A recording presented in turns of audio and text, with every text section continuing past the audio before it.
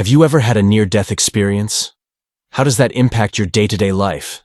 Was your perspective altered, or did your life simply go on and you're considered it luck? Well, the stories in today's videos are about some people who escaped death by the absolute thinnest, almost unbelievable margins. And as I'm sure it's hard to imagine how their lives could be the same afterwards.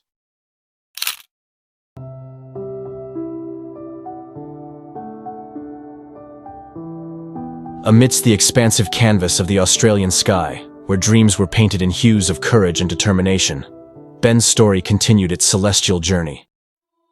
Ben, an unsung hero in the realm of dreamers, faced the daunting challenge of epilepsy. Yet, he refused to surrender his soaring aspirations. While navigating the intricate pathways of law in his academic pursuits, Ben concealed his burning desire to break free from the gravitational pull that kept his feet firmly planted on Australian soil. As the sun cast its golden glow upon the land down under, Ben's quest for the skies led him to the heart-pounding world of skydiving. Each jump became a declaration of victory over the limitations imposed by his condition. The camaraderie among fellow thrill-seekers and the thunderous roar of the wind during freefall became familiar notes in the symphony of Ben's pursuit. On a radiant day, a Cessna plane carved through the Australian sky, carrying Ben and his comrades to the lofty altitude of 10,000 feet.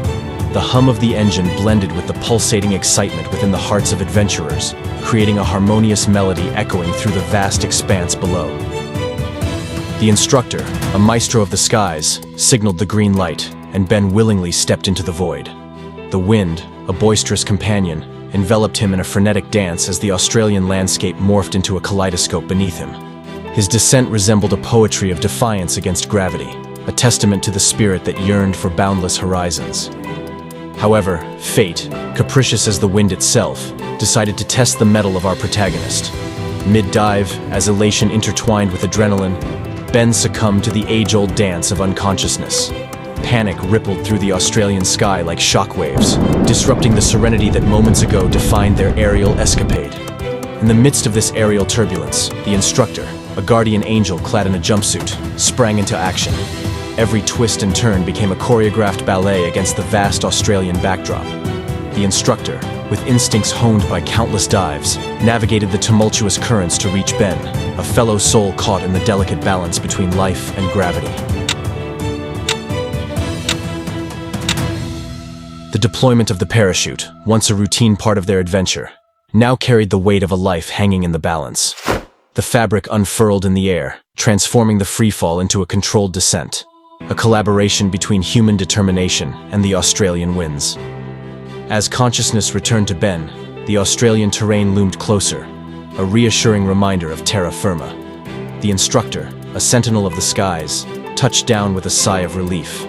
The whispers of the wind bore witness to a tale of resilience and survival against the unpredictable whims of the celestial realm.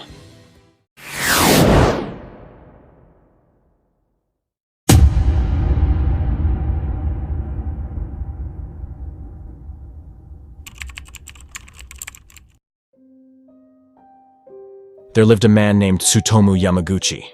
His story, however, wasn't a typical one. It was a testament to the inexplicable twists of fate. Tsutomu, a simple Japanese man, found himself at the center of history's most devastating events, the atomic bombings of Hiroshima and Nagasaki. As the sun rose over Hiroshima on that fateful day in 1945, Tsutomu embarked on his routine journey to work at a local factory. Little did he know that destiny had marked him for an extraordinary journey through the annals of survival. The hum of life in the city was abruptly silenced by the blinding flash of the first atomic bomb on August 6, 1945. Tsutomu, amidst the chaos and destruction, miraculously found shelter within the reinforced walls of a sturdy building. As the mushroom cloud ascended, he felt the shockwaves reverberating through every fiber of his being. The once vibrant city now lay in ruins, a haunting tableau of devastation. The survivor's guilt was already taking root, but Tsutomu had no time to dwell as he became part of the humanitarian efforts to aid the wounded. The war, however, wasn't finished with Tsutomu. A mere 3 days later, Nagasaki became the target of another atomic assault on August 9th.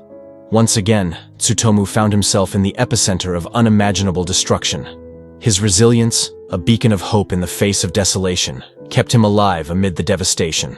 The threads of fate continued to weave an intricate tapestry around this man who had become an unwitting symbol of survival. In the aftermath, Tsutomu grappled with the physical and emotional scars etched into his existence. The double tragedy had left an indelible mark on his psyche, but it also imbued him with a unique perspective on life. A perspective that spoke of the fragility of existence and the preciousness of every moment. Determined to rebuild his life, Tsutomu delved into the journey of physical and emotional healing. His resilient spirit, a guiding force, led him to connect with fellow survivors and share stories of endurance and hope. These interactions became a lifeline, fostering a sense of community among those who had witnessed the unthinkable. Tsutomu's story reached far beyond the borders of Japan. His dual survival became a beacon of hope, prompting international recognition. Newspapers carried tales of the man who defied the odds not once, but twice. Governments extended gestures of goodwill, and Tsutomu found himself at the center of discussions on the devastating impact of nuclear weapons. There you have it, folks.